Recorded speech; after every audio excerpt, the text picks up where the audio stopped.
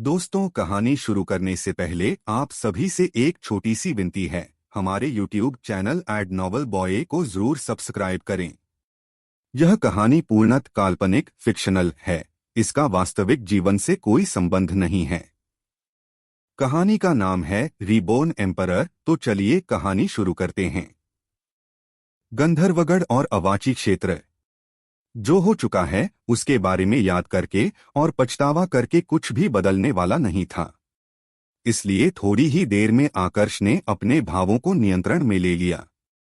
इतना तो पक्का है कि महा इस समय तक केंद्रीय क्षेत्र में प्रवेश कर चुकी है। बाहर अगर कुछ उसके साथ हुआ होता तो हमें सुराग तो मिलता। ऐसे में सबसे बेहतर विकल्प यही है कि हम लोग केंद्रीय क्षेत्र में उसे ढूंढे। शांत मन से थोड़ा सोचने के बाद आकर्ष ने फैसला लिया।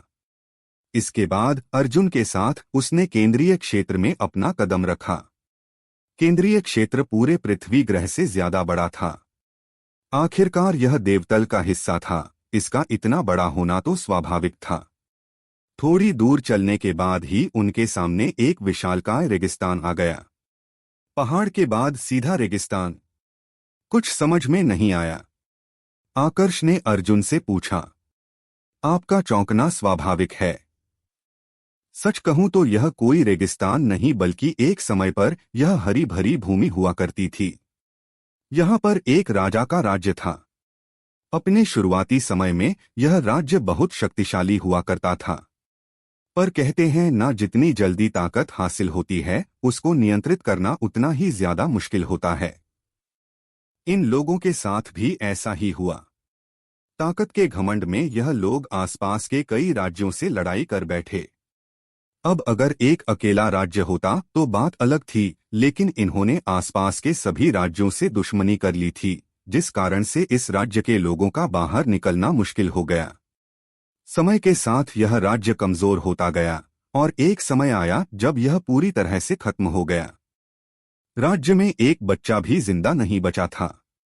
जो कुछ लोग किसी तरह से जिंदा बच गए थे उन्होंने यहां से जाने वाले लोगों को लूटना शुरू कर दिया। ऐसे ही एक बार यहां से इस दक्षिणी भाग के राजा गुजर रहे थे। यहां के लुटेरों ने उन्हें भी लूटने की कोशिश की। उसके बाद दक्षिणी भाग के राजा ने इस पूरे राज्य की यह हालत कर दी। अपनी शक्तियों से उन्होंने इस पूरे राज्य को जमीन के कई किलोमीटर नीचे भेज दिया। इस तरह यह पूरी जगह एक बड़े रेगिस्तान में बदल गई। यह कहानी सीमावर्ती क्षेत्रों और दक्षिणी भाग के केंद्रीय क्षेत्र में काफी ज्यादा प्रसिद्ध है। अब पता नहीं इसमें सच्चाई कितनी है, पर इस रेगिस्तान के इतिहास को लेकर यही बात कही जाती है। अर्जुन ने जवाब देते हुए कहा, दिलचस्प, एक राजा जिसने अपने गुस्से में एक छोटे से राज्य को रेगिस्तान में बदल दिया। आकर्ष ने अर्जुन की बात को दोहराते हुए कहा। इसी तरह की बातें करते हुए दोनों आगे बढ़ रहे थे। आधा महीना बीत गया। दोनों अभी तक रेगिस्तान से बाहर नहीं निकल पाए थे। दोनों को समझ में नहीं आ रहा था कि अब कब किस दिशा में आगे बढ़ा जाए, क्योंकि अर्जुन को भी उस क्षेत्र की विशेष जानकारी नहीं थी। मालिक, वहां नीचे कुछ है। अचानक से अर्जुन ने नीचे जमीन की तरफ इशारा किया।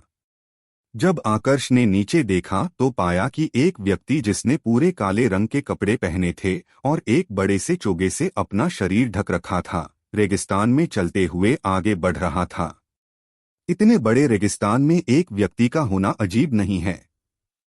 आकर्ष ने मन ही मन अपने आप से सवाल किया, क्या हम उससे जाकर रास्ता पूछे? अर्जुन ने आकर्ष से पूछा। आकर्ष को शक तो हो रहा था, पर फिर भी उसने अर्जुन की बात मान ली। दोनों नीचे जमीन पर उतरे और उस व्यक्ति को रोका। सुनिए, हम सीमावर्ती क्षेत्रों से आए हैं। केंद्रीय क्षेत्र में जा रहे हैं। कई दिनों से इस रेगिस्तान में भटक रहे हैं। क्या आप बता सकते हैं कि यहां से बाहर निकलने का रास्ता किस तरफ है? अर्जुन ने उस व्यक्ति से सवाल किया, पर व्यक्ति की तरफ से कोई जवाब नहीं आया। यह प्रतिक्रिया पाकर अर्जुन को थोड़ा अजीब लगा। अब उसे भी थोड़ा संदेह होने लगा। वो फिर से कुछ पूछने वाला ही था कि तभी उसने देखा कि उस व्यक्ति ने अपने हाथ से एक दिशा में इशारा किया। उस तरफ पुष्टि करने के लिए अर्जुन ने फिर से सवाल किया, परंतु इस बार भी उस व्यक्ति की तरफ से कोई जवाब नहीं आया। यह देखकर अर्जुन और आकर्ष दोनों को उस पर संदेह होने लगा। अर्जुन, चलो यहां से। आकर्ष को कुछ गड़बड़ लगने लगी तो उसने अर्जुन के कंधे पर हाथ रखा और उसे चलने का इशारा किया। उसकी बात सुनकर अर्जुन ने एक आखिरी बार उस व्यक्ति की तरफ देखा और फिर आकर्ष के साथ वहां से रवाना हो गया। दोनों उसी दिशा में आगे बढ़ने लगे जिस दिशा में उस व्यक्ति ने इशारा किया था। वह व्यक्ति अजीब नहीं था। अर्जुन ने आकर्ष से पूछा। अजीब तो था, लेकिन जिंदा नहीं था, आकर्ष ने जवाब दिया। क्या? उसकी बहुत सुनकर अर्जुन चौंक पड़ा। उसने तुरंत पीछे की तरफ देखा जहां पर थोड़ी देर पहले व्यक्ति खड़ा था। वो यह देखकर और भी ज्यादा चौंक पड़ा कि वह व्यक्ति अब वहां से गायब हो चुका था। कहाँ गया? अभी तो वहीं पर था, अर्जुन ने पूछा। उसके शरीर से मुझे प्राण ऊर्जा महसूस नहीं हुई, इसी वजह से तो मैंने कोई सवाल नहीं किया था। तुमने जो कहानी सुनाई थी, मुझे लगता है यह वही लोग हैं जो बेवजह मारे गए थे और उनकी आत्माओं को मुक्ति नहीं मिली, आकर्ष ने जवाब दिया। असल में जब उसने पहली बार उस व्यक्ति को देखा था, उसी समय उसे समझ में आ गया था कि कुछ गड़बड़ है। इसके बाद जब उसने देखा कि अर्जुन सवाल कर रहा है, तो उसने अपनी आध्यात्मिक शक्ति के साथ उस व्यक्ति की जांच करने की कोशिश की थी। इसी दौरान उसने पाया कि उसकी आध्यात्मिक शक्ति किसी भी प्रकार की दीवार से टकरा नहीं रही है, ना ही उसे कुछ महसूस हो रहा है। ऐसा सिर्फ दो स्थितियों में हो सकता था। पहली स्थिति जब सामने वाला बहुत ज्यादा ताकतवर हो और दूसरी स्थिति जब सामने वाला बिना शरीर के हो। जब वह मृत्युलोक में था तब देव शून्य मंडल की आत्माओं को भी इसी तरह से महसूस किया करता था। इसी से उसने अनुमान लगाया था कि जिसने उनको रास्ता बताया है वह कोई जीवित व्यक्ति नहीं है। अच्छी बात यह थी कि उस आत्मा या फिर जो कुछ भी था, उसने उनको नुकसान नहीं पहुंचाया था, बल्कि उन्हें सही रास्ता बता दिया था। दोनों उसी रास्ते पर आगे बढ़ रहे थे कि तभी उनकी नजर दो परछाइयों पर पड़ी जो बहुत दूर से उनकी तरफ आ रही थी। ध्यान से देखने पर उन्होंने पाया कि यह दो परछाइयां एक बुजुर्ग अवस्था के आदमी और एक जवान अवस्था के आदमी की थी। दोनों को लगा कि सामने से आने वाले दोनों लोग उन्हीं की तरह रेगिस्तान पार करने की कोशिश कर रही है। तो दोनों ने उन पर ज्यादा ध्यान नहीं दिया और अपने रास्ते पर आगे बढ़ने लगे। पर थोड़ी ही देर बाद दोनों ने कुछ अजीब देखा। उस बुजुर्ग अवस्था के आदमी और उस जवान अवस्था के आदमी ने एकदम से अपना रास्ता बदल लिया था और उनकी तरफ आने लगे थे। वुश! करीब आने के बाद उस बुजुर्ग व्यवस्था के आदमी ने बिना किसी बात के अर्जुन और आकर्ष दोनों पर आक्रमण कर दिया। महोदय, यह आप क्या कर रहे हैं? हमारे बीच तो किसी भी प्रकार की दुश्मनी नहीं है, फिर आप हम पर प्रहार क्यों कर रहे हैं? अर्जुन ने अपना बचाव करते हुए पूछा। आकर्ष के मन में भी इस समय यही सवाल चल रहा था। बिल्कुल सही कहा, हमारे बीच दुश्मनी नहीं है, पर तुम लोगों के पास कुछ ऐसा है जो हमें चाहिए। बुजुर्ग अवस्था के आदमी ने अपनी आंखों में लालच का भाव लाते हुए कहा। इस समय उसके साथ आए हुए जवान अवस्था के आदमी की आंखों में भी लालच का भाव आया हुआ था। यह देखकर आकर्ष को समझने में देर नहीं लगी कि दोनों का इरादा क्या है। दोनों उन दोनों को लूटना चाह रहे थे। अफसोस, दोनों ने गलत शिकार चुन लिया था। बुजुर्ग अवस्था के आदमी को अगले ही पल अपनी गलती समझ में आ गई, पर इससे पहले कि वह कुछ कहता, आकर्ष ने उसका सिर धड़ से अलग कर दिया। सिर्फ जवान अवस्था का आदमी जिंदा बचा था। यह देखकर कि आकर्ष और अर्जुन उनसे ताकतवर है, उस जवान अवस्था के आदमी ने वहां से भागने की कोशिश की। पर क्या ऐसा संभव था? तुम मुझे मार नहीं सकते, मैं गंधर्वगढ़ के राजा का जवान अवस्था के आदमी ने अपनी पहचान का इस्तेमाल करके आकर्ष को डराने की कोशिश की। पर इससे पहले कि वो अपनी बात पूरी कर पाता, आकर्ष ने उसका भी काम तमाम कर दिया। दोनों ने ज्यादा कुछ तो नहीं सुना था, बस इतना सुना था कि वह गंधर्वगढ़ के राजा का कोई रिश्तेदार था। इसलिए दोनों का जरूरी सामान लेने के बाद आकर्ष और अर्जुन दोनों वहां से रवाना हो गए। जिस गंधर्वगढ़ की यहाँ पर बात हो रही थी, यह इस रेगिस्तान के दूसरे छोर पर स्थित एक साम्राज्य था। गंधर्वगढ़ के राजा को इस बारे में पता चला तो निश्चित रूप से वह बदला लेने की कोशिश करेगा। इसलिए हमें जल्द से जल्द गंधर्वगढ़ पहुंचकर बाकी लोगों के साथ घुलना मिलना होगा। अर्जुन ने कहा, जानता हूं, इसलिए मैंने दोनों को खत्म करने के साथ उनके सारे देव अभिलेख भी नष्ट कर दिए थे। बुजुर्ग अवस्था का आदमी भूपाल मंडल के 4 सिद्धांत समझ चुका था। उसे खत्म करने के बाद अब मेरी ताकत उसकी ताकत से भी नीचे आ चुकी है। किसी को शक भी हुआ तो भी मुझे नहीं लगता कि वह यह पता लगा पाएंगे कि उसे हमने खत्म किया है। आकर्ष ने जवाब दिया, वैसे मालिक, आपने अभी जिस अस्त्र का इस्तेमाल किया था वह चक्रपाल श्रेणी का अस्त्र था, है ना? अर्जुन ने पूछा। हाँ, पर वो इतना भी खास नहीं था। तुम चाहो तो तुम भी एक अस्त्र रख सकते हो। मैंने देखा है कि तुम अपने हाथों के साथ बिना किसी अस्त्र के ज्यादा अच्छी लड़ाई करते हो। इसका इस्तेमाल करके देखो, यह तुम्हारी क्षमता को काफी हद तक बढ़ा सकता है। आकर्ष ने जवाब दिया और उसी क्षण अपनी जादुई अंगूठी में से 2 अंगूठियां निकालकर अर्जुन को दे दी। यह देखकर अर्जुन पहले तो स्तब्ध रह गया। उसे यह बात अच्छे से पता थी कि चक्रपाल श्रेणी के अस्त्र केंद्रीय क्षेत्र में भी दुर्लभ है, और आकर्ष ऐसा अस्त्र उसे ऐसे ही दे रहा था। इस पर वह आश्चर्यचकित न होता तो और क्या करता। नहीं मालिक, मुझे इसकी आवश्यकता नहीं है। अर्जुन ने वह अस्त्र वापस आकर्ष को देते हुए कहा, तुम इसे अपने पास रखो। वैसे भी यह मेरे ज्यादा काम का नहीं है। कुछ दुश्मनों को खत्म करते समय मुझे यह अस्त्र उनसे मिला था, इसलिए तुम इसका इस्तेमाल कर सकते हो। यह कहते हुए आकर्ष ने अस्त्र वापस लेने से मना कर दिया। इस बार अर्जुन ने भी मना नहीं किया। उसने चुपचाप अस्त्र ले लिया। इस घटना के सिर्फ 2 ही दिन बाद वह दोनों रेगिस्तान के दूसरे छोर पर पहुंच गए। दूसरे छोर पर गंधर्वगढ़ की सीमा शुरू हो रही थी। उनकी तेज रफ्तार के साथ दोनों को गंधर्वगढ़ की सीमा में प्रवेश करके राजधानी में प्रवेश करने में ज्यादा समय नहीं लगा। सिर्फ 6 दिन के भीतर ही दोनों गंधर्वगढ़ की राजधानी पहुंच गए।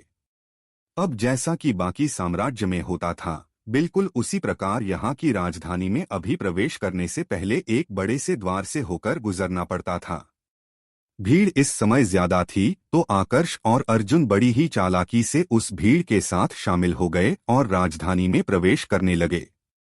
जिस समय पर दोनों यह कर रहे थे, उसी समय पर सामने से 3 परछाइयां काफी तेजी से उड़ते हुए वहां से गुजर रही थी और राजधानी से बाहर निकलकर रेगिस्तान की तरफ जा रही थी।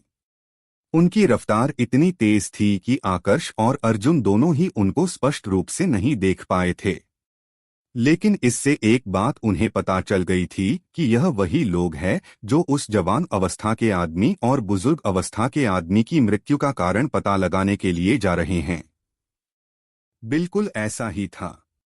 आसमानी रास्ते से आगे बढ़ते हुए उनकी नजर भी राजधानी में प्रवेश कर रहे सभी लोगों पर पड़ी थी और वह लोग उनका निरीक्षण करके ही आगे जा रहे थे। सबका निरीक्षण कर लिया। तीनों में से जो सबसे आगे चल रहा था उस व्यक्ति ने अपने पीछे चल रहे दोनों व्यक्तियों से पूछा, सबका निरीक्षण कर लिया है? इनमें से कोई भी भूपाल मंडल का शक्तिशाली योद्धा नहीं है। किसी ने 1 सिद्धांत समझे हैं तो किसी ने 2। ऐसा कोई भी नहीं है जिसने 4 सिद्धांत समझ लिए हो। हाँ, एक व्यक्ति है जिसके ऊर्जा स्तर को अभी हम देख नहीं पाए हैं। पीछे चल रहे दोनों व्यक्तियों में से एक ने जवाब दिया। कौन है वो? उस व्यक्ति की बात सुनकर आगे चल रहे व्यक्ति की रफ्तार थोड़ी सी धीमी हुई और उसने वापस पीछे घूमते हुए पूछा। काले रंग के कपड़े पहना वह व्यक्ति जो चौथी पंक्ति में आगे से 9वें स्थान पर खड़ा है, उसी के ऊर्जा स्तर को हम देख नहीं पाए, पर मुझे नहीं लगता कि वह हत्यारा हो सकता है। दूसरे व्यक्ति ने जवाब दिया, क्या मतलब? तुम्हें इतना विश्वास कैसे है कि वह हत्यारा नहीं हो सकता? आगे चल रहे व्यक्ति गंभीर स्वर में पूछा, उसका ऊर्जा स्तर तो हम देख नहीं पाए, पर उसकी उम्र 100 वर्ष से कम है। ऊर्जा स्तर छुपाना कोई बड़ी बात नहीं है, पर उम्र कोई नहीं छुपा सकता। क्या ऐसा संभव है कि 100 वर्ष से कम उम्र का कोई योद्धा 4 सिद्धांत समझ ले? पहले व्यक्ति ने जवाब दिया, तब तो उसे छोड़ दो। फिलहाल जल्दी से महाराज के साले के बेटे की मृत्यु का कारण पता लगाते हैं। मुझे पूरा विश्वास है कि उनको खत्म करने वाला व्यक्ति राजधानी में जरूर आएगा। सुरक्षा को और ज्यादा कड़ा कर दो, कोई भी नजर से बचकर जाना पाए। अगर हत्यारा हमारी नजरों से बच गया, तब तो महाराज के गुस्से से हमें कोई नहीं बचा पाएगा। आगे चल रहे व्यक्ति ने गंभीर स्वर में कहा और अपनी तेज रफ्तार के साथ फिर से रेगिस्तान की तरफ रवाना हो गया। तीनों को इस समय हल्का सा भी अंदाजा नहीं था कि जिस हत्यारे को वह ढूंढ रहे हैं, वह उनकी नाक के नीचे से राजधानी में प्रवेश कर चुका है। आकर्ष के घटते हुए ऊर्जा स्तर की बदौलत किसी को भी उस पर शक नहीं हुआ। अर्जुन के साथ उसने सफलतापूर्वक राजधानी में प्रवेश कर लिया और उसके बाद एक रेस्टोरेंट में खाना खाने आया। खाना खाना तो एक बहाना था, असल में वह दोनों यहाँ पर लोगों की बातें सुनकर राजधानी की स्थिति को जानने आए थे। आकर्ष को नए संसाधन चाहिए थे, इसलिए वह जानना चाहता था कि अभी यहाँ पर उसके लिए कौन कौन से अवसर हो सकते हैं। थोड़ी ही देर में एक बात ने उसका ध्यान अपनी तरफ खींच लिया। रेस्टोरेंट में बैठे कुछ लोग अवाची क्षेत्र की बात कर रहे थे। यह एक विशेष प्रकार का क्षेत्र था। यह क्षेत्र बिल्कुल उसी तरह का क्षेत्र था जैसा कि अद्वितीय भूमि पर मौजूद था। फर्क बस इतना था कि इसका निर्माण किसी चक्रपाल मंडल के योद्धा के द्वारा नहीं, बल्कि सोमचक्र मंडल के एक शक्तिशाली योद्धा के द्वारा किया गया था, जो एक समय पर इस पूरे दक्षिणी भूभाग पर शासन किया करता था। इस क्षेत्र के लिए भी एक विशेष मुकाबला होने वाला था और उस मुकाबले में शीर्ष 9 स्थान हासिल करने वाले योद्धाओं को इस क्षेत्र में प्रवेश करने का अवसर दिया जाने वाला था। कुछ और देर तक लोगों की बातें सुनने के बाद आकर्ष को इस क्षेत्र के बारे में कुछ और जानकारी भी मिली। सबसे पहली बात तो यह है कि इस क्षेत्र में 3 स्तर थे, उच्च स्तर, मध्य स्तर और निम्न स्तर। इनमें प्रवेश करने के लिए अलग अलग ऊर्जा स्तर निर्धारित किए गए थे। जैसे कि उच्च स्तर में प्रवेश करने के लिए योद्धा का ऊर्जा स्तर चक्रपाल मंडल में होना आवश्यक था। मध्य स्तर में प्रवेश करने के लिए योद्धा का ऊर्जा स्तर भूपाल मंडल में होना आवश्यक था और सबसे आखिर में निम्न स्तर में प्रवेश करने के लिए एक योद्धा के ऊर्जा स्तर का महामंत्र मंडल में होना आवश्यक था। यह मुकाबला मूल रूप से गंधर्वगढ़ का राजा आयोजित नहीं करने वाला था। इस मुकाबले को आयोजित करवा रहा था इस दक्षिणी भूभाग के 10 सबसे शक्तिशाली परिवारों में से एक परिवार। उनकी तरफ से भी वेदांत महल नाम की एक ताकत इस मुकाबले की व्यवस्था देख रही थी। इस मुकाबले की व्यवस्था को इस वेदांत महल ने 5 अलग अलग ताकतों को दिया था, जिनमें कुछ बड़े गुरुकुल और परिवार शामिल थे। इन्हीं लोगों के आदेश पर गंधर्वगढ़ का राजा इस मुकाबले का आयोजन करवा रहा था। इससे साफ पता चल रहा था कि गंधर्वगढ़ के अंदर महामंत्र मंडल के योद्धाओं की संख्या ज्यादा नहीं थी, इसलिए गंधर्वगढ़ मुकाबला करवाकर योद्धाओं का चयन करने वाला था। यह पूरी प्रक्रिया काफी लंबी थी और आखिर में सिर्फ 9 योद्धाओं को गंधर्वगढ़ से आगे इस अवाची क्षेत्र के निम्न स्तर में प्रवेश करने का अवसर मिलने वाला था। आकर्ष के लिए यह अवसर बहुत जरूरी था। लोगों की बातें सुनने के बाद शाम के समय आकर्ष अर्जुन के साथ पास की एक सराय में आया और वहां पर 2 कमरे किराए पर लिए। अर्जुन, मैं इस साम्राज्य की तरफ से मुकाबला करने का सोच रहा हूं। शीर्ष 9 स्थानों में शामिल होना मेरे लिए भी इस बार मुश्किल होगा, क्योंकि मेरी ताकत में भारी कमी आ चुकी है। मुझे जल्द से जल्द अपने ऊर्जा स्तर में वृद्धि करनी होगी। मुकाबला 1 महीने के बाद होने वाला है, लेकिन मुकाबले में भाग लेने वाले योद्धाओं को 20 दिन पहले अपना नाम दर्ज करवाना होगा। मैं तो इस समय साधना करूंगा, पर तुम्हें मेरे स्थान पर जाकर मेरा नाम दर्ज करवाना होगा। आकर्ष ने अर्जुन से कहा। ठीक है मालिक। अर्जुन ने तुरंत जवाब दिया। इसके बाद आकर्ष अपने कमरे में चला गया और साधना करने बैठ गया। अर्जुन भी अपने कमरे में जाकर आराम करने लगा। अपने कमरे में आने के बाद जैसे ही आकर्ष ने जादुई अंगूठी में से उस हार को निकाला, उसकी आंखों के सामने महा का चेहरा घूमने लगा। तुम जहां पर भी हो बस सुरक्षित रहना महा।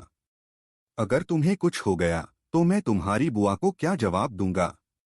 मैंने वादा किया था कि तुम्हें हर खतरे से बचाऊंगा, तुम्हें हमेशा सुरक्षित रखूंगा। आकर्ष ने एक गहरी सांस लेते हुए अपने आप से कहा। जैसे जैसे समय गुजर रहा था उसे इस बात का और भी ज्यादा पछतावा हो रहा था कि उसने महा को रोका क्यों नहीं। जहां एक तरफ आकर्ष महा के बारे में सोचकर परेशान था, वहीं दूसरी तरफ गंधर्वगढ़ के राजा के महल में एक कमरे के भीतर एक महिला और एक पुरुष दोनों का चेहरा चिंता में डूबा हुआ था। कुछ पता चला? पुरुष ने सवाल किया। नहीं भैया। जैसे ही मुझे सौरभ का संदेश मिला, मैंने उसकी मृत्यु वाले स्थान का पता लगाकर हत्यारे का पता लगाने की कोशिश की थी।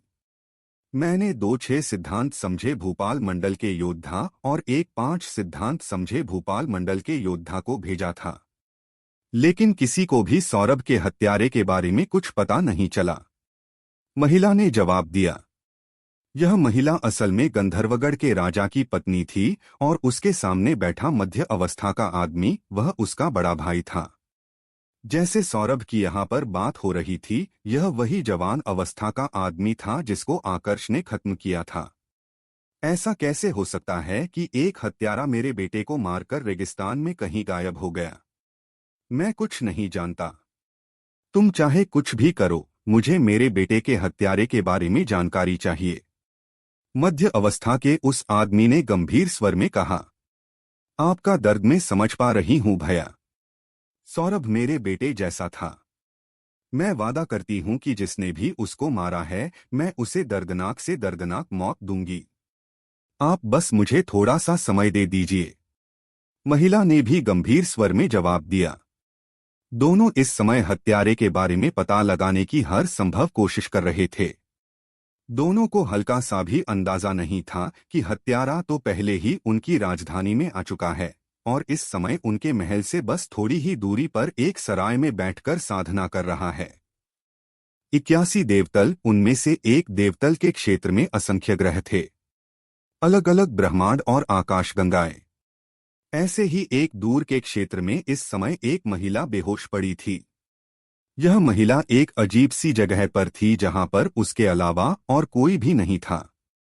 इस ग्रह पर आए हुए इस महिला को 3 वर्ष हो चुके थे और पिछले 3 वर्ष से यह महिला यहां पर बेहोश पड़ी थी। आज जाकर इस महिला ने अपनी आंखें खोली। अपनी आंखों के सामने इतना बड़ी जगह देखकर वह महिला एक पल के लिए घबरा गई। उसकी नजर तुरंत अपने आसपास के क्षेत्र पर गई जहां पर उसके अलावा और कोई भी नहीं था। आविर, महिला ने घबराए हुए स्वर में किसी का नाम लिया, परंतु कोई भी जवाब नहीं आया। नहीं, ऐसा नहीं हो सकता। आविर, कहाँ हो तुम? महिला डरते हुए किसी का नाम चिल्लाने लगी। यह महिला कोई और नहीं बल्कि कन्वी थी और जिसका वो इस समय नाम चिल्ला रही थी वह उसका बेटा था। वरिष्ठ विक्रांत ने जब आकर्ष के पूरे परिवार को बचाया था तो कन्वी और आविर भी उनके साथ थे, लेकिन किसी कारण से वह दिव्यतल से बाहर नहीं निकल पाए और गलत जगह पर पहुंच गए। कन्वी के साथ उसका बेटा था, लेकिन जब उसकी आंखें खुली तो वह पूरे ग्रह पर अकेली थी। वह चिंता से मरे जा रही थी कि तभी उसके कानों में एक रहस्यमयी स्वर सुनाई देने लगा। यह एक महिला का स्वर था जो उसे बता रही थी कि वह उसके ग्रह पर है और इस पूरे ग्रह पर उसके अलावा और कोई भी नहीं है। वह पूरा ग्रह देवतल की एक योद्धा की चेतना से बना हुआ था और यह आवाज उसी योद्धा की थी। उसके अनुसार कन्वी अब उसकी शिष्या और वारिस बन चुकी थी। उस ग्रह को कई प्रकार के कवचों से ढका गया था, जिस कारण से बाहर का कोई भी व्यक्ति उसके भीतर प्रवेश नहीं कर सकता था। कन्वी को एक लंबे समय तक इसी ग्रह पर रहकर उस योद्धा की सारी देव तकनीकों और दिव्य योग्यताओं को सीखने की आवश्यकता थी। अवाची क्षेत्र के लिए मुकाबला। मुझे ही इसके लिए क्यों चुना गया है? अपने मस्तिष्क में उस महिला की आवाज सुनने के बाद कन्वी ने पूछा, क्योंकि तुम्हारा शरीर यहाँ के योद्धाओं से अलग है। तुम्हारे शरीर में एक अजीब सी ऊर्जा है जिसको मैंने मृत्यु लोक के किसी भी योद्धा के भीतर आज तक महसूस नहीं किया। तुम्हारा शरीर मेरी दिव्य तकनीकों को सीखने के लिए योग्य है। मैं तुम्हें हमेशा के लिए यहाँ पर रोकना नहीं चाहती। मैं सिर्फ इतना चाहती हूँ कि तुम मेरी तकनीकों को सीखो। मेरे पास सिर्फ यही एक अवसर है। इस दिन के लिए मैंने कई सैकड़ों हजारों वर्षों से इंतजार किया है। अब और नहीं। अगर तुम मेरी तकनीक को सीख लेती हो तो बड़ी आसानी से सूर्यवेग मंडल की योद्धा बन जाओगी। लेकिन मैं चाहती हूं कि तुम सिर्फ यहीं पर ना रुको। वैसे तो मैं खुद भी सूर्यवेग मंडल को पार नहीं कर पाई, पर मैं चाहती हूं कि तुम सूर्यवेग मंडल को पार करके और आगे जाओ। उस महिला का स्वर कन्वी को सुनाई दिया। उसकी बातों से इतना तो स्पष्ट हो गया था कि वह सूर्यवेग मंडल के चरम पर पहुंची हुई थी। अगर मैं तुम्हारी तकनीकों को सीख लेती हूं तो क्या यहां से बाहर जा पाऊंगी? कन्वी ने थोड़ा सोचने के बाद पूछा। बिल्कुल। मेरी तकनीकों को सीखने के बाद तुम अपनी इच्छा से कहीं पर भी जा सकती हो। मेरी तरफ से तुम्हें रोका नहीं जाएगा, महिला ने जवाब दिया।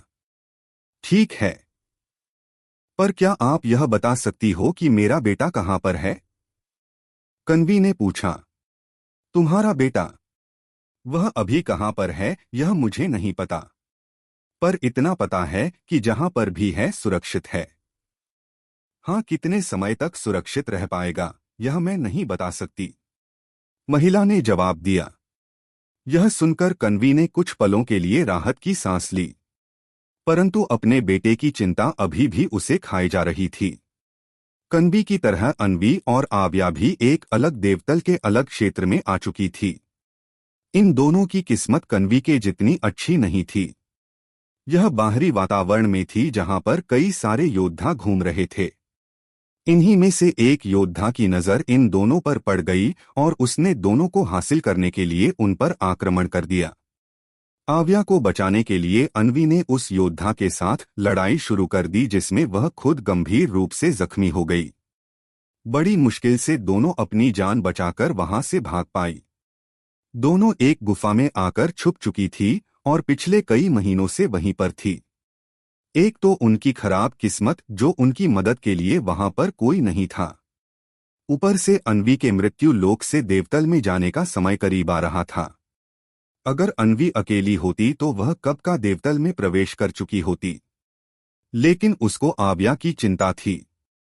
उसे पता था कि एक बार अगर वह यहां से चली गई तो आव्या पीछे अकेली रह जाएगी और वो अभी इतनी योग्य नहीं थी कि अपनी खुद की रक्षा कर सके। उन तीनों की तरह बाकी सभी लोग भी किसी न किसी मृत्यु लोक में फंसे हुए थे। कुछ की किस्मत अच्छी थी जो अपने आप को सुरक्षित रख पाए थे, तो कुछ अभी भी अपनी जान बचाने के लिए संघर्ष कर रहे थे। आकर्ष को इस बारे में कोई भी जानकारी नहीं थी। वह तो अपनी साधना कर रहा था।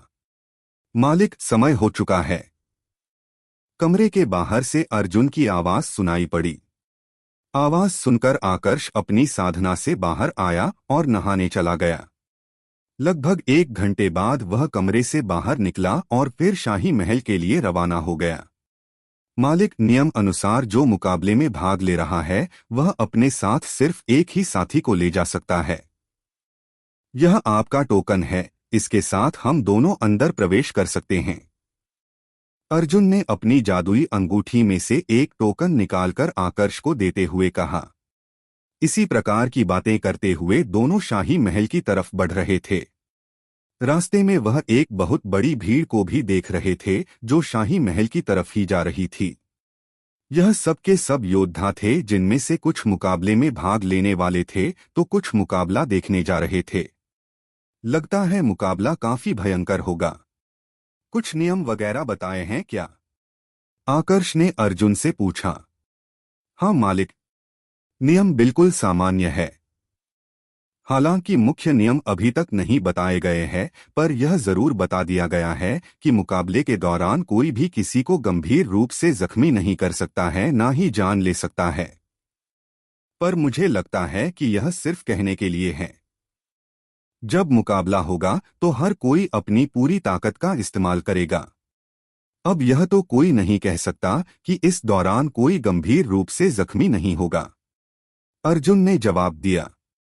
थोड़ी ही देर में आकर्ष और अर्जुन दोनों उस जगह पर आ गए जहां पर मुकाबला होने वाला था। यह एक बहुत बड़ा मैदान था जिसमें कुल 9 अखाड़े बनाए गए थे। प्रत्येक अखाड़े का आकार इतना बड़ा था कि उसमें एक साथ 20 से 30 योद्धा मुकाबला कर सकते थे। प्रत्येक योद्धा जिसके पास टोकन था, उसके बैठने के लिए एक अलग स्थान आरक्षित किया गया था। आकर्ष और अर्जुन के लिए भी स्थान आरक्षित था। जब दोनों ने मैदान में प्रवेश किया तब तक दर्शकों वाला आधा स्थान भर चुका था। योद्धाओं के लिए भी जो स्थान आरक्षित किए थे, वहां पर भी अधिकांश योद्धा आकर अपना स्थान ग्रहण कर चुके थे। आकर्ष और अर्जुन भी अपने लिए आरक्षित स्थान पर जाकर बैठ गए। क्या लगता है तुम्हें? तुम इस मुकाबले को जीत सकते हो? ज्यादा नहीं तो कम से कम शीर्ष 9 स्थानों में तो अपना स्थान बना ही लोगे। आखिरकार तुम्हारे पास दो देव तकनीक और दिव्य योग्यताएं हैं। इसके अलावा तुम्हारा ऊर्जा स्तर भी महामंत्र मंडल के 5वें स्तर में है। तुम्हें कोई मुश्किल तो नहीं होनी चाहिए। आकर्ष और अर्जुन से कुछ ही दूरी पर 2 लोग बैठे थे। उनमें से एक ने दूसरे से कहा, नहीं पता, मुझसे भी ताकतवर कई योद्धा यहां पर आए हुए हैं। मेरी देव तकनीक सिर्फ उच्च श्रेणी की है, जबकि यहां पर कई योद्धा ऐसे हैं जिनके पास भूपाल श्रेणी की देव तकनीकें हैं। ऊपर से मैंने अपनी देव तकनीक और दिव्य योग्यता में पूरी तरह से महारत भी हासिल नहीं की है। दूसरे व्यक्ति ने जवाब दिया, कोई बात नहीं, आगे भविष्य में तुम्हें और भी अवसर मिलेंगे। वैसे भी यह मुकाबला हर 100 साल बाद होता है। 100 साल बाद फिर से कोशिश कर लेना, पहले व्यक्ति ने कहा। आकर्ष और अर्जुन ध्यान से उनकी बातें सुन रहे थे। 100 वर्ष बाद? यह तो अभी भी महामंत्र मंडल के 5वें स्तर में है। 100 साल बाद तो यह भूपाल मंडल में प्रवेश नहीं कर लेगा। आकर्ष ने अर्जुन से पूछा, सबकी किस्मत इतनी अच्छी नहीं होती मालिक। आपने 100 वर्ष से कम उम्र में महामंत्र मंडल में प्रवेश कर लिया, इसका मतलब यह नहीं है कि बाकी सब भी इतनी आसानी से अपने ऊर्जा स्तर में वृद्धि कर सकते हैं। 100 वर्ष में तो वृद्धि होना मुश्किल है। मेरे एक दोस्त को तो महामंत्र मंडल के 5वें स्तर से भूपाल मंडल में प्रवेश करने में भी 1000 साल का समय लगा था, अर्जुन ने जवाब दिया। 1000 साल?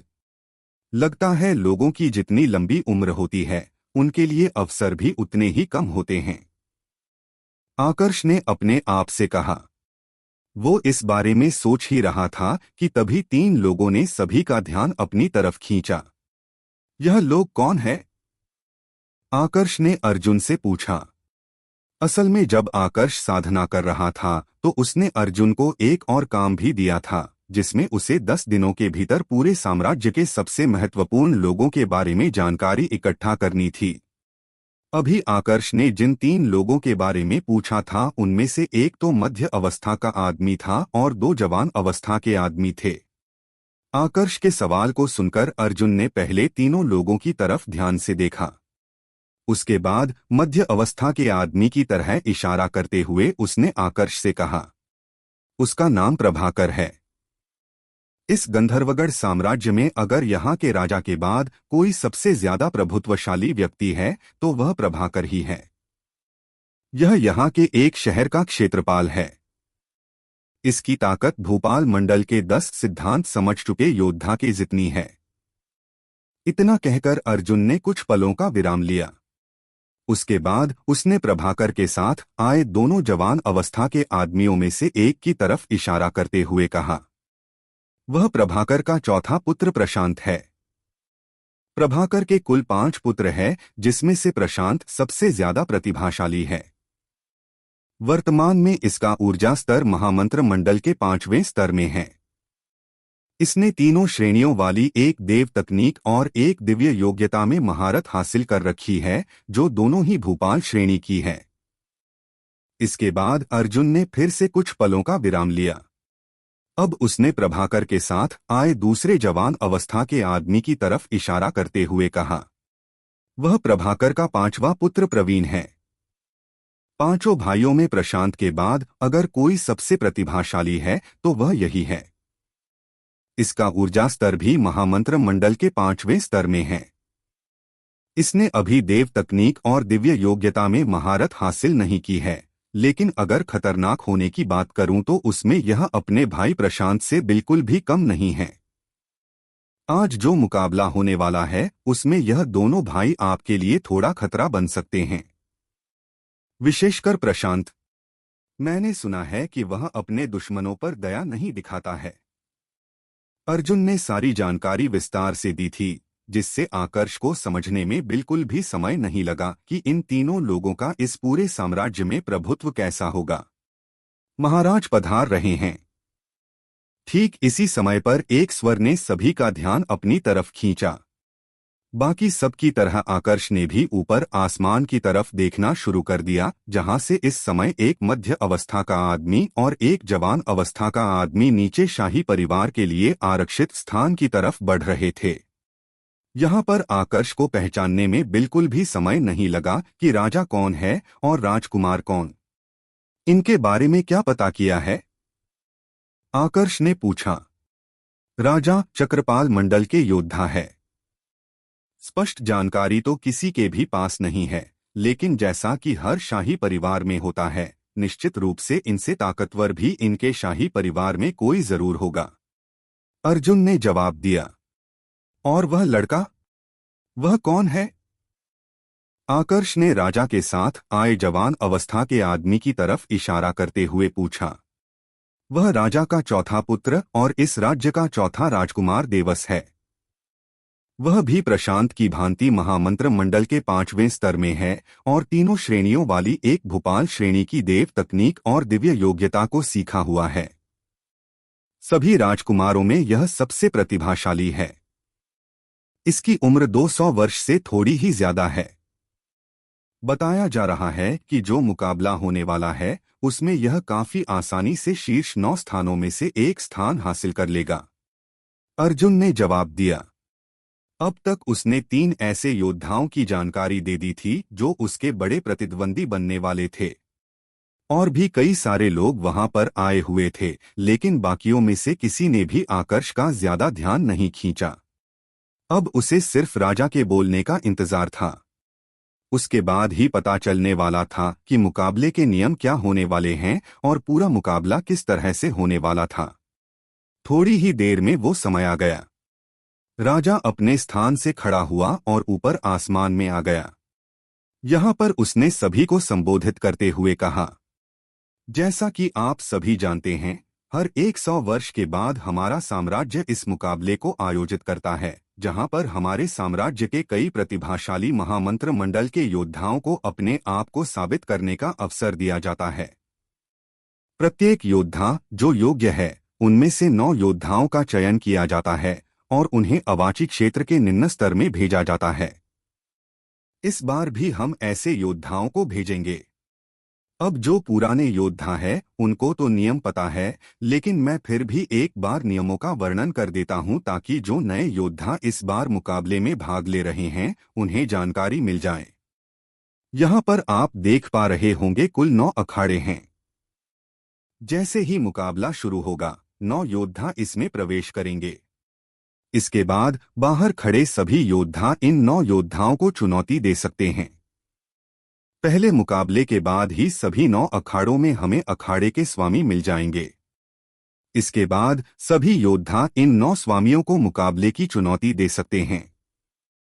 अगर कोई मुकाबला हार जाता है तो वह अखाड़े से बाहर आ जाएगा, और अगर कोई मुकाबला जीत जाता है तो वह अखाड़े का नया स्वामी बन जाएगा। याद रहे, प्रत्येक योद्धा को चुनौती देने के 9 अवसर मिलेंगे, लेकिन एक योद्धा को एक ही बार चुनौती दी जा सकती है।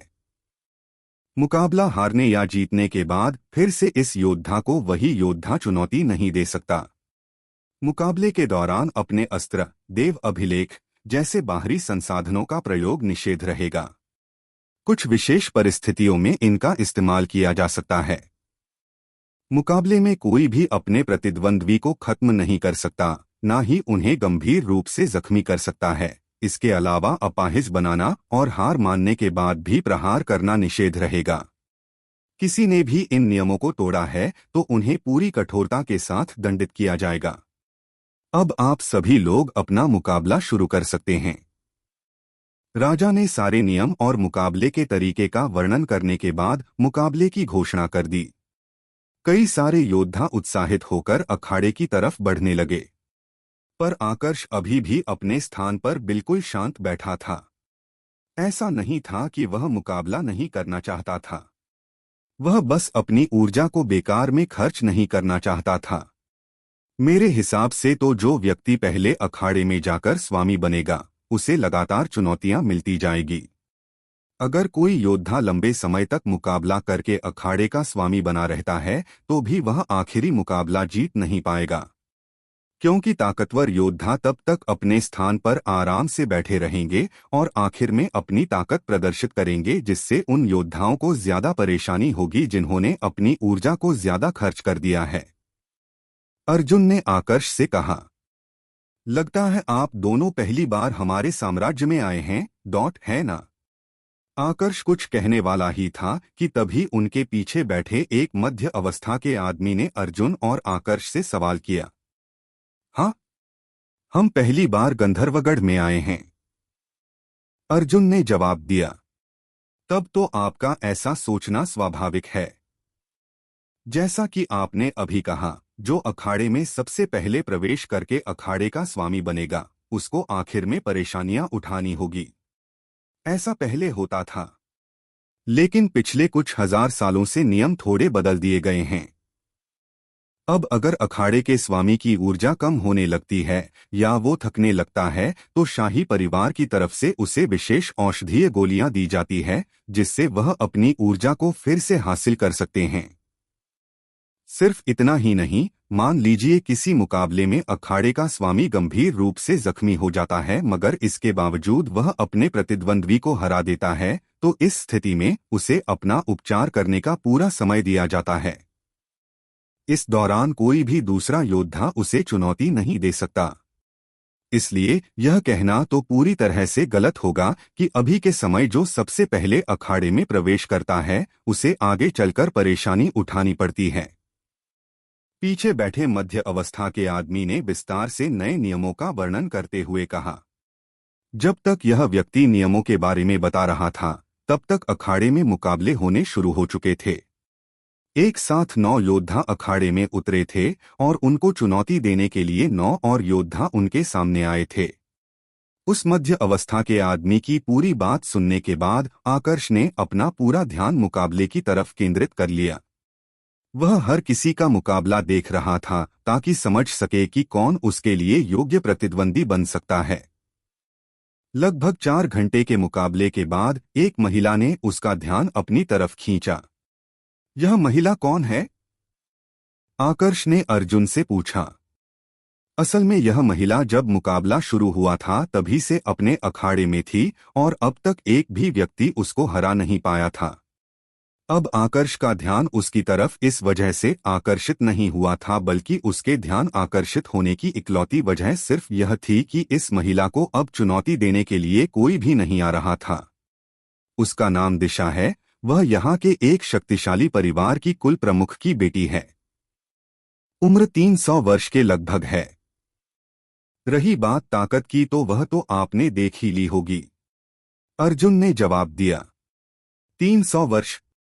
तब तो यह कुछ भी खास नहीं है, आकर्ष ने अपने आप से कहा। इसके बाद उसने अपना पूरा ध्यान बाकी लोगों के मुकाबले की तरफ केंद्रित कर लिया। बारी बारी से सारे 8 अखाड़े के स्वामी बदल रहे थे। सिर्फ दिशा वाला एकलौता अखाड़ा ऐसा था जिसका स्वामी अभी तक नहीं बदला था। दिशा ही उस अखाड़े के अंदर अकेली खड़ी थी। इसी तरह पहला दिन बीत गया। आज पूरे दिन दिशा को किसी ने भी चुनौती नहीं दी थी। जब दूसरे दिन की सुबह हुई तो राजा की तरफ से एक नया नियम बनाया गया जो दिशा के कारण ही बनाया गया था। इस नए नियम के अनुसार कोई भी योद्धा अखाड़े में प्रवेश करने के बाद अगर अखाड़े का स्वामी बन जाता है तो 1 घंटे के भीतर बाकी योद्धाओं को उसे चुनौती देनी होगी। अगर 1 घंटे तक कोई भी योद्धा अखाड़े के स्वामी बने योद्धा को चुनौती नहीं देता है तो उसे सीधा ही शीर्ष 9 स्थानों में से एक स्थान दे दिया जाएगा। अब राजा ने यह नियम तो इसलिए बनाया था ताकि सभी लोग दिशा को चुनौती देंगे, पर ऐसा कुछ भी नहीं हुआ। हाँ, कुछ योद्धाओं ने आगे जाकर उसे चुनौती दी थी, लेकिन वह भी दिशा को हरा नहीं पाए थे। इस तरह कुछ मुकाबले के बाद फिर से लोगों ने दिशा को चुनौती देना बंद कर दिया। जैसे ही 1 घंटा बीता, राजा को मजबूरी में घोषणा करनी पड़ी और शीर्ष 9 स्थानों में से एक स्थान दिशा को देना पड़ा। अधिकांश योद्धाओं को अभी भी इससे कोई फर्क नहीं पड़ा था, क्योंकि आखिरी वाला स्थान सिर्फ उनको चाहिए था जो शुरुआत में अखाड़े में गए थे। जो ताकतवर योद्धा थे वह सबसे आखिर में जाने वाले थे। उन्हें कोई मतलब नहीं था कि दिशा को एक स्थान मिल रहा है या नहीं। ऐसे ही योद्धाओं में आकर्ष भी शामिल था। अब कुछ योद्धाओं ने दिशा की जीत को गंभीरता से नहीं लिया था। इसका मतलब यह नहीं था कि दिशा कमजोर थी। उसके पिता ने जब सुना कि दिशा शीर्ष 9 स्थानों में से एक स्थान हासिल कर चुकी है तो उनके चेहरे की खुशी छुपाए छुप नहीं रही थी। कई बड़े परिवारों के कुल प्रमुख दिशा के पिता को शुभकामनाएं देने लगे। एक बार अगर दिशा ने निम्न स्तर में प्रवेश करके अच्छे संसाधन हासिल कर लिए और अपनी ताकत में वृद्धि कर ली तो फिर पूरी संभावना थी कि उसको वेदांत महल में भी स्थान मिल जाएगा। दिशा के पिता के लिए यह अवसर क्या महत्व रखता था, यह उनके चेहरे की खुशी से साफ पता चल रहा था। इधर बाकी अखाड़ों में मुकाबले होने अभी भी जारी थे। कुछ देर के बाद एक योद्धा सामने आया जिसने ध्यान काफी जल्दी खींच लिया। यह योद्धा था प्रशांत, प्रभाकर का चौथा बेटा। लोग उसे पहचानते थे, तो जैसे ही उसने अखाड़े की तरफ अपना कदम बढ़ाया, लोगों ने उसे लेकर चर्चाएं करना शुरू कर दिया। लोगों की बातें सुनकर आकर्ष का ध्यान भी प्रशांत की तरफ गया। प्रशांत ने एक अखाड़े को चुन लिया था और अखाड़े में उसका प्रतिद्वंदी था एक मध्य अवस्था का आदमी। अब तक यह मध्य अवस्था का आदमी भी काफी अच्छा प्रदर्शन कर रहा था, पर जब उसने देखा कि उसका प्रतिद्वंदी अब प्रशांत बन चुका है तो उसके चेहरे पर एक कड़वाहट भरी मुस्कुराहट आ गई। असल में मुकाबले के दौरान अस्त्रों का इस्तेमाल करना मना था, लेकिन अगर एक योद्धा अस्त्र का इस्तेमाल करना चाहे तो दूसरा योद्धा भी अस्त्र का इस्तेमाल कर सकता था। अस्त्रों का इस्तेमाल करने से मना इसलिए किया गया था ताकि कोई भी अपने ऊपर की श्रेणी के अस्त्र का फायदा उठाते हुए अपने प्रतिद्वंद्वी को डरा ना सके। लेकिन यहाँ पर स्थिति ऐसी ही थी। मध्य अवस्था के आदमी के पास सिर्फ उच्च श्रेणी का अस्त्र था, जबकि प्रशांत के पास भूपाल श्रेणी का अस्त्र था। कुछ लोगों का तो यह भी कहना था कि उसके पास चक्रपाल श्रेणी तक का अस्त्र था। अब ऐसे अस्त्र वाले योद्धा के साथ मुकाबला करना उस मध्य अवस्था के आदमी की क्षमता से बाहर का काम था, तो उसने पहले ही अपनी हार स्वीकार कर ली। इस तरह प्रशांत उस अखाड़े का स्वामी बन गया। वहीं पर मध्य अवस्था का आदमी अखाड़े से बाहर निकलकर बाकी के 7 अखाड़ों में अपना प्रतिद्वंद्वी ढूंढने लगा। प्रशांत जैसे ही अखाड़े का स्वामी बना तो उसके अखाड़े का हाल भी दिशा के अखाड़े के जैसा होने लगा। समय बीत रहा था लेकिन कोई भी प्रशांत को चुनौती देने के लिए तैयार नहीं था। इसी तरह 50 से 55 मिनट बीत गए। अब सिर्फ आखिरी के 5 मिनट शेष रह गए थे। प्रशांत ने भले ही अपने चेहरे पर प्रदर्शित नहीं किया था, लेकिन आंखों में खुशी का भाव था, क्योंकि उसे विश्वास था कि अब वह अगला योद्धा बन जाएगा जो शीर्ष 9 स्थानों में अपना स्थान बनाएगा। वुश!